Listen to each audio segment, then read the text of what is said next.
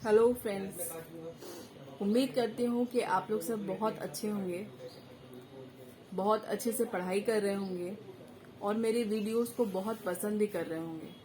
और ये भी सोच रही हूँ कि आप लोगों को समझ में आ रहा होगा कि जो चीज़ मैं आप लोगों को देना चाहती हूँ वो सच में आपको मिल रही होगी।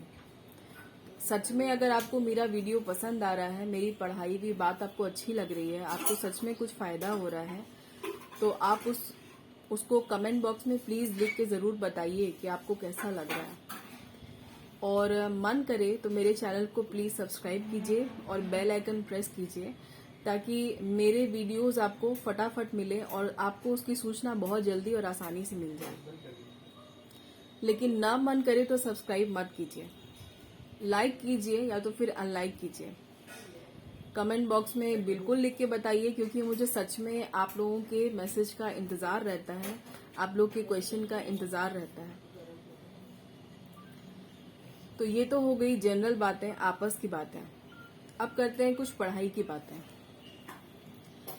हम लोग काफ़ी दिन से ट्रांसफ़र ऑफ प्रॉपर्टी एक्ट ही पढ़ रहे हैं और मैंने काफ़ी वक्त लगाया है एक एक सेक्शन और एक एक वीडियो के लिए, क्योंकि मैं एक ही वीडियो में 3-4 परिभाषाएं या 3-4 सेक्शन नहीं डालना चाहती,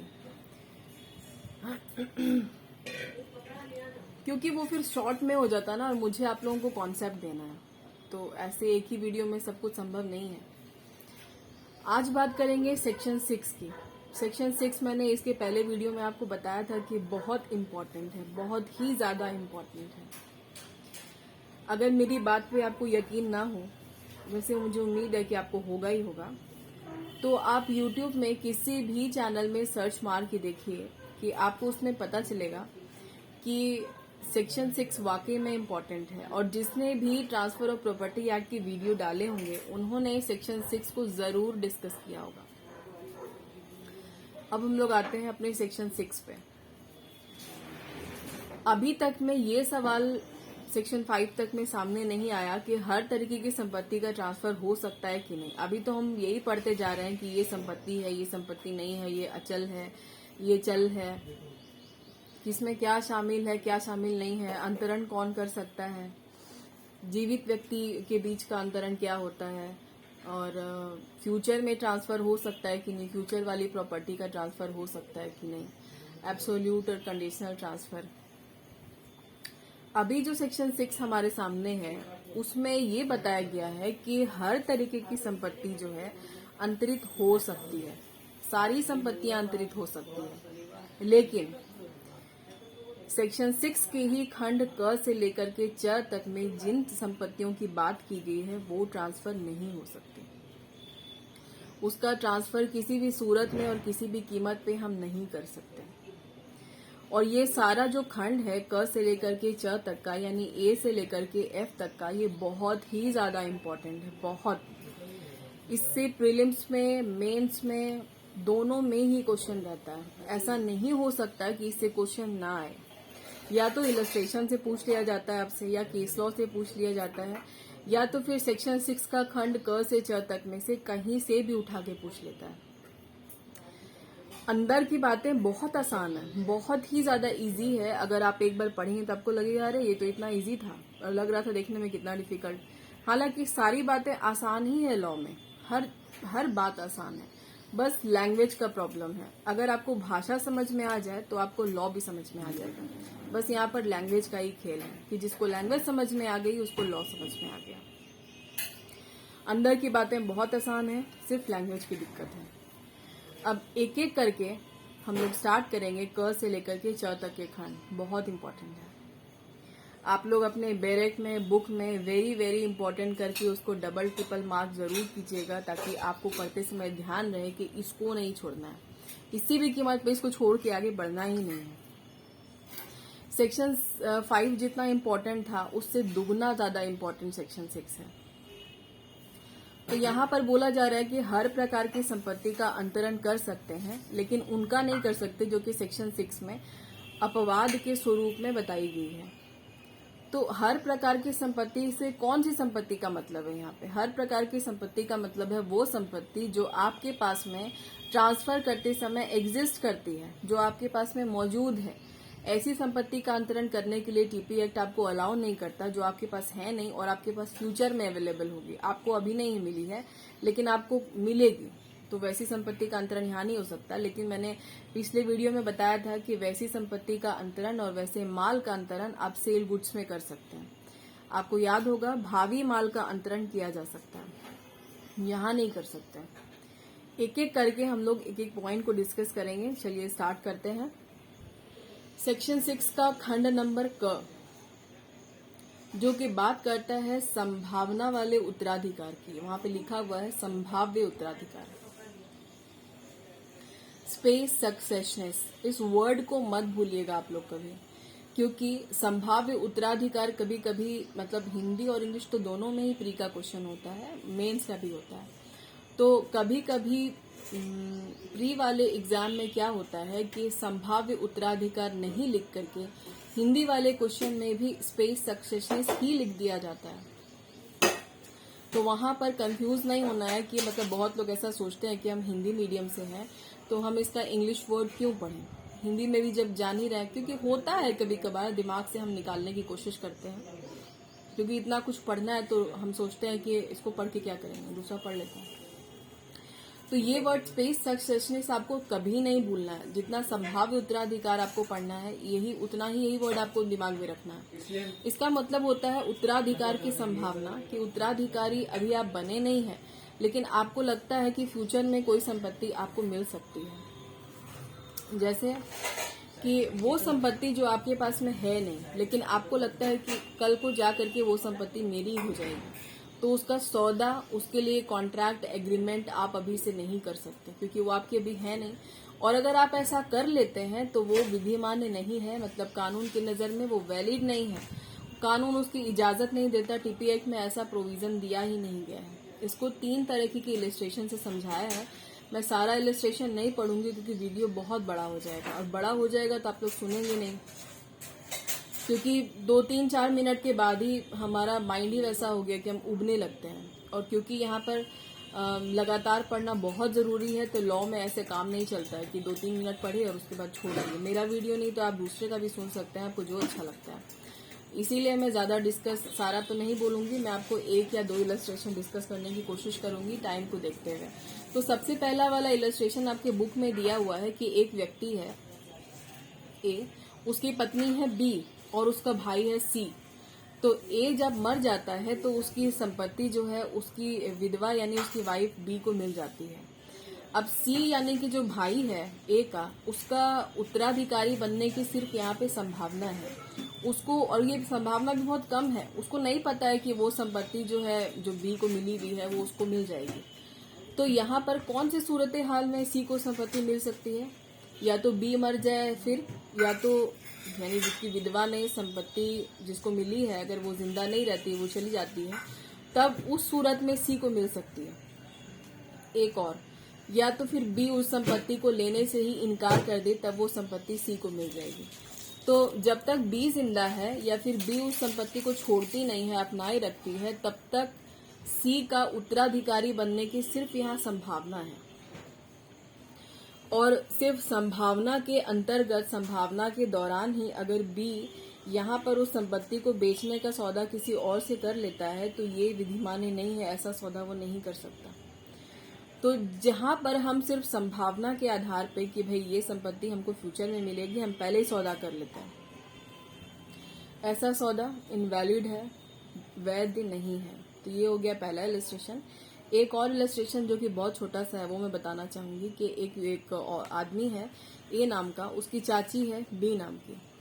तो यहाँ पर उसकी चाची के पास में एक मकान है जो जिसकी कीमत 50,000 रुपए है। यहाँ पर ए को लगता है कि उसकी चाची की कोई संतान नहीं है, कोई बच्चा नहीं है, तो उसकी चाची मरने के बाद वसीयत में वो मकान जो है ए को देके चली जाएगी। अब यहाँ पर ए का ये सोचना कि उसके चाची मकान उसके नाम करके चली जाएगी, ये सिर्फ संभावना है। उसको लगता है कि उसको दे के जाएगी, ऐसा नहीं भी हो सकता है, हो भी सकता है। तो हो सकता है ये तो बाद में पता चलेगा ना, जब उसकी चाची उसको दे देगी तो ये तब पता चलेगा, अभी हुआ नहीं है। अब इस दौरान वो उस मकान को बेचने का कॉन्ट्रैक्ट या सौदा किसी और से कर लेता है, तो ये यहाँ पर गलत है। इस तरह की इजाजत आपको संपत्ति अंतरण अधिनियम नहीं देता। यानी कि वो संपत्ति जिसकी मिलने की आपको सिर्फ संभावना है, अगर उसका आप अंतरण नहीं कर सकते, उसके अंतरण का आप सौदा नहीं कर सकते, उसको बेचने की आप बात नहीं कर सकते, उसके बारे में हम कुछ नहीं कर सकते, क्योंकि संभावना पर यकीन नहीं होता है टीपी एक्ट को, इसलिए वो आपको सौदा करने से मना करता है पहले से। इसका 2 केस है जो कि मैं दिखाती हूँ आपको।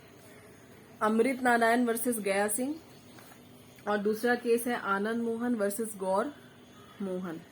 इन दोनों ही केस का फैक्ट सेम है। इसमें यही बताया गया था कि इसमें एक व्यक्ति है जो कि समझौता संपत्ति मिलने के पहले ही कर लेता है, और संपत्ति उसको बाद में मिलती है या नहीं मिलती है, उसको सिर्फ संभावना है संपत्ति मिलने की। तो वो यहाँ पर कोर्ट ने उस तरह के सौदे को विधि मान्य करार नहीं दिया। कोर्ट ने उस तरह के सौदे को मानने से इनकार कर दिया कि वैसा सौदा विधि मान्य नहीं होगा। दोनों का फैक्ट एक ही जैसा है। नेक्स्ट पॉइंट है आपका, केवल पुनः प्रवेश का अधिकार, mere right to reentry, यानी री एंट्री, फिर से प्रवेश करने का आपका अधिकार। कहाँ प्रवेश करना है? जो संपत्ति आपकी है उस पर आपका वापस से दखल, यही है फिर से प्रवेश करने का अधिकार। जैसे कि किसी संपत्ति को लीज पर पट्टे पर दिया गया है और लीज की कुछ शर्तें हैं, कुछ कंडीशन है। अगर पट्टादाता जो कि संपत्ति को पट्टे पर देता है, और पट्टेदार वो हो गया जिसने संपत्ति को रखा है, तो वो व्यक्ति उस शर्त को अगर भंग कर देता है तो पट्टादाता को ये अधिकार होता है कि वो अपनी संपत्ति पर फिर से कब्जा कर ले, फिर से अधिकार कर ले। तो यहाँ पर जब्त करने का और कब्जा करने का दोनों का अलग अलग मीनिंग बताया गया है। तो कब्जा कर लेना मतलब कि अगर तुमने कुछ भी मेरी शर्त को भंग किया तो फिर ये संपत्ति वापस से मेरी हो जाएगी। इसका भी एक बहुत अच्छा इलस्ट्रेशन है जो कि मैं बताती हूँ। ए नाम का एक आदमी है जो जमीन का मालिक है। उसने अपनी संपत्ति का एक टुकड़ा बी को ये कह के ट्रांसफर किया कि अगर बी उस पर कोई कंस्ट्रक्शन का काम करेगा तो ए अपना कब्जा जो है उस संपत्ति पर वापस कर लेगा, फिर से प्रवेश कर जाएगा। यहाँ पर बी ने उसकी शर्त को नहीं माना और बी यहाँ पर कंस्ट्रक्शन का काम स्टार्ट कर दिया। तो यहाँ पर ए को ये राइट मिल गया कि वो अपनी संपत्ति पर री एंट्री कर ले। तो यहाँ पर ए क्या करता है, अपनी संपत्ति पर री एंट्री नहीं करके वो राइट जो है सी को सौंप देता है कि सी उस पर री एंट्री कर ले। तो ये गलत है। सी यहाँ पर री एंट्री नहीं कर सकता क्योंकि वो संपत्ति का मालिक नहीं है। हाँ, लेकिन अगर ए यहाँ पर अपनी पूरी संपत्ति सी को बेच देता है और वो संपत्ति सी की हो जाती है, तब यहाँ पर सी जो है री एंट्री का राइट का यूज कर सकता है। तो जब तक ए के पास वो संपत्ति है और वो सी के नाम नहीं करता है, तब तक सी का वापस दखल देने का उस पर कोई अधिकार नहीं है। री एंट्री का राइट ए का ही बना रहेगा और उसी को री एंट्री करनी है। इसका एक इम्पॉर्टेंट केस भी है जो कि वगुराम वर्सेस रंगा यंगर का केस है। इसमें भी कुछ मिलता जुलता ही फैक्ट है। हालांकि केस लॉ तो वही होता है ना कि जो आपके सेक्शन में दी गई बातें रहती है केस में, बस उसी को बहुत अच्छे से समझाया गया होता है। हाँ, परिस्थितियां अलग रहती है लेकिन बात वही रहती है। इस मुकदमे में ये बोला गया कि पट्टेदार ने ये कहा था, पट्टादाता ने पट्टेदार को कहा था कि अगर तुम समय पर किराया नहीं चुकाओगे तो तुम्हारा जो अधिकार है वो यहाँ पर जब्त कर लिया जाएगा। आप शब्द पे ध्यान दीजिएगा, मैंने यहाँ पर री एंट्री नहीं कहा, पुनः प्रवेश नहीं कहा, मैंने यहाँ पे कहा कि जब्त कर लिया जाएगा। होता यही है, बी किराया नहीं चुका पाता है तो अधिकार उसके पास से छीन जाता है। अब यहाँ पर ए क्या करता है, वो संपत्ति लेने के बाद में किसी और को दे देता है, पट्टे पर दे देता है, और उससे भी यही शर्त लगाता है कि अगर किराया देने में कोई चूक होगी तो फिर ये संपत्ति जो है वापस से मेरे पास आ जाएगी, हम जब्त कर लेंगे संपत्ति को।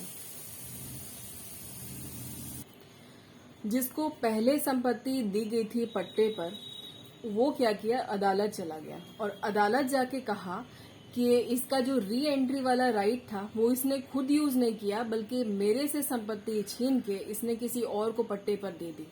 जबकि री एंट्री का राइट इसका खुद का था, तो इसको खुद यूज करनी चाहिए थी।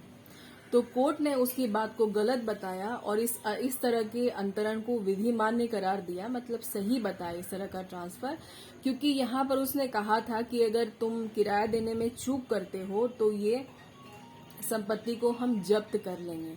तो यहाँ पर री एंट्री वाले राइट का यूज ही नहीं हुआ था, री एंट्री शब्द का इस्तेमाल ही नहीं हुआ था, पुनः प्रवेश का अधिकार।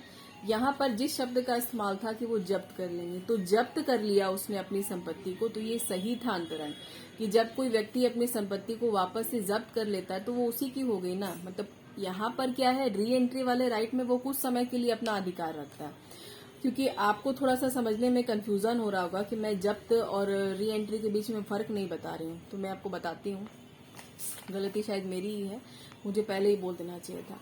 तो जब्त कर लेने का मतलब है कि उसने हमेशा के लिए अपनी संपत्ति को अपने पास रख लिया, और यहाँ पर री एंट्री का मतलब होता है फिर से कुछ वक्त के लिए प्रवेश का अधिकार, जब तक कि वो किसी और को ना दे दे या सामने वाला उसकी शर्त को पूरा ना कर दे, तब तक वो मालिक ही अपनी संपत्ति को अपने पास रखेगा। तो री एंट्री का मतलब है कुछ समय तक संपत्ति को रखना, और जब्त करने का मतलब है अपनी संपत्ति को अपने पास हमेशा के लिए ले लेना। तो न्यायालय ने इस तरह के अंतरण को सही बताया, क्योंकि कोर्ट ने कहा कि यहाँ पर री एंट्री के राइट का यूज नहीं हुआ है, यहाँ पे जब्त करने के अधिकार का इस्तेमाल हुआ है। उम्मीद करती हूँ कि आपको दोनों पॉइंट समझ में आया होगा। अब हम लोग थर्ड पॉइंट पे चलते हैं। थर्ड नंबर पॉइंट है ईजमेंट राइट, सुखाधिकार, सुविधाधिकार। ईजमेंट राइट का मतलब होता है एक ऐसा राइट जो आपकी संपत्ति पर आपका नहीं, किसी दूसरे व्यक्ति की संपत्ति पर आपका अधिकार होना, यही आपका सुखाधिकार और सुविधाधिकार कहलाता है। मुस्लिम लॉ में इसे पड़ोसी का अधिकार यानी नेबर्स राइट के नाम से भी जाना जाता है। क्या होता है सुविधाधिकार? कि आपको अगर कोई चीज इस्तेमाल करने के लिए सुविधा दी गई है, आपको कोई चीज सुविधा दी गई है कि आप उस चीज का इस्तेमाल करें, तो इसका मतलब ये नहीं है कि आप उसको किसी और को अंतरित कर दें। जैसे कि एक व्यक्ति किसी मोहल्ले में रहता है और उसमें मोहल्ले में एक कुआं है जिससे पानी लेने का अधिकार उस ए नाम के व्यक्ति को ही है। अब वो ये अपने पानी लेने का अधिकार उस कुएं से किसी सी नाम के व्यक्ति को अंतरित करता है, तो ये गलत होगा। वो अपनी सुविधा वाला जो अधिकार है वो किसी और को अंतरित नहीं कर सकता। एक और इसका एग्जाम्पल है जो बहुत धड़ल्ले से हमेशा लॉ स्टूडेंट्स यूज करते हैं, लॉ के टीचर भी इस्तेमाल करते हैं, और अगर आपको पहले किसी ने समझाया होगा तो इस इलस्ट्रेशन का जरूर इस्तेमाल किया होगा। मैंने बहुत लोगों को देखा है और ये बहुत अच्छा इलस्ट्रेशन भी है। तो ये आपके बुक में भी है कि अब जैसे कोई ए नाम का व्यक्ति है, वो बी नाम के व्यक्ति के घर के बगल में ही उसका मकान है, यानी ए बी जो है एक दूसरे के पड़ोसी हैं। तो बी नाम का जो व्यक्ति है वो ए नाम के व्यक्ति के घर के बगल से एक रास्ता निकलता है, वो डेली वहां से आता जाता है। तो रास्ते से आने जाने का अधिकार सिर्फ उसका अधिकार है, वो ही आ जा सकता है। अब इस रास्ते से आने जाने का अधिकार ये उसका सुविधा अधिकार, सुखाचार है, वो उसको किसी को अंतरित नहीं कर सकता। एक सूरत है जिसमें वो ये अधिकार किसी को अंतरित कर सकता है, और वो ये है कि जब वो अपना घर ही किसी को बेच दे, तब वो जिस इंसान का घर हो जाएगा फिर आने जाने का अधिकार उसको हो जाएगा। तो जो आपके आने जाने का राइट है, जिसको आप इस्तेमाल करते हैं, उसको आप किसी को नहीं दे सकते, क्योंकि ये आपका सुखाचार सुविधा अधिकार है। किसी की संपत्ति पर आपको अगर कुछ इस्तेमाल करने के लिए, आपके फायदे के लिए दी जा रही है, तो वो आप किसी को अंतरित नहीं कर सकते। ये बहुत अच्छा राइट है और बहुत अच्छा पॉइंट भी है, बहुत आसानी से समझ में आता है। चलते हैं अगले पॉइंट की तरफ।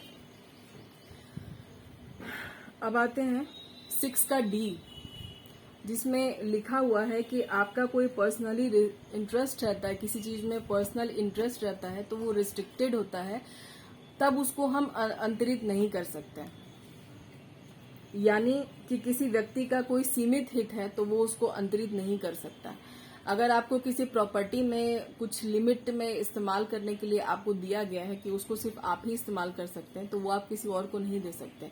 एग्जाम्पल से आपको बहुत और आसानी समझ में आ जाएगा। जैसे कि एक व्यक्ति है ए नाम का, उसकी बेटी की शादी थी, तो उसने अपना जो घर है वो बी को ट्रांसफर किया, ये बोल के कि शादी के सारे फंक्शन और रिचुअल्स वो इसी घर पे करें। शादी कंप्लीट हो जाती है। अब यहाँ पर बी नाम का जो व्यक्ति है, जो बेटी का पिता रहता है, वो यहाँ पर क्या करता है, वो मकान सी को दे देता है रहने के लिए, और सी को बोलता है कि इससे जो किराया होगा वो तुम मुझे देना। यहाँ पर बी गलत काम कर रहा है, उसका यहाँ पर जो इंटरेस्ट है वो रिस्ट्रिक्टेड है। यानी कि ए ने जब उसको मकान दिया तो ये बोल के दिया था कि वो अपनी बेटी की शादी के लिए इस्तेमाल करे, और वो यहाँ पे क्या कर रहा है, वो सी को दे रहा है और अपने फायदा उठाने के चक्कर में है। तो वो ऐसा नहीं कर सकता, अगर वो ऐसा करता है तो गलत है। तो यहाँ पर कोई अगर चीज आपको इस्तेमाल करने के लिए दी गई है तो उसका इस्तेमाल सिर्फ आपको ही करना है, आप उसका ट्रांसफर किसी और को नहीं कर सकते। इसीलिए कहा गया है पर्सनली रिस्ट्रिक्टेड इंटरेस्ट। ऐसा करने की जरूरत क्यों पड़ी, मतलब ऐसा नियम बनाने की जरूरत क्यों पड़ी? अगर ऐसा नियम नहीं होता तब फिर कंडीशनल ट्रांसफर का कोई मतलब ही नहीं होता। तब तो हम इस तरह का जब ट्रांसफर करते तो सभी लोग मालिक बन के बैठ जाता, जैसे मन तैसे उसको बेचने लग जाता। तो ये इस तरह की रोक इसीलिए लगाई जाती है कि किसी व्यक्ति का कोई हित है, वो कोई व्यक्ति नाजायज तरीके से उससे ना छीन ले। उम्मीद करती हूँ ये भी आपको समझ में आया होगा। चलते हैं डी के डी में। सेक्शन 6 की डी में जो डी ऐड किया गया था वो 1929 में ऐड किया गया था। उसके पहले जब टीपी एक्ट में सेक्शन 6 को डाला गया था तब ये बात उसमें नहीं थी। इसका मतलब इसमें ये लिखा हुआ है कि भविष्य में जो भरण पोषण जो आपको आपका अधिकार मिलेगा वो आप किसी और को अंतरित नहीं कर सकते। जैसे कि कोई औरत है, उसको जो मेंटेनेंस, फ्यूचर मेंटेनेंस उसको मिलेगा फ्यूचर में जाके, वो किसी और को ट्रांसफर नहीं कर सकती। वैसे फ्यूचर वाली प्रॉपर्टी का ट्रांसफर तो टीपी एक्ट में अलाउ है ही नहीं आपको, लेकिन अभी आपको सिर्फ इतना पॉइंट जानना है कि भविष्य में मिलने वाले भरण पोषण का अंतरण आप नहीं कर सकते। नेक्स्ट पॉइंट है, इसमें आप चाहें तो कोई इलस्ट्रेशन देखना चाहें तो जान सकते हैं, और इसमें ऐसी कोई खास बात नहीं है, लेकिन पॉइंट अलग अलग डिस्कस करके इसलिए बताने में अच्छा रहता है कि वहां जो लिखा हुआ है वो पढ़ने में थोड़ा भारी लगता है। राइट टू सू 6 नंबर के ई पॉइंट में है कि मुकदमा करने का अधिकार, ये भी आपका एक पर्सनल राइट होता है, आपका निजी अधिकार है।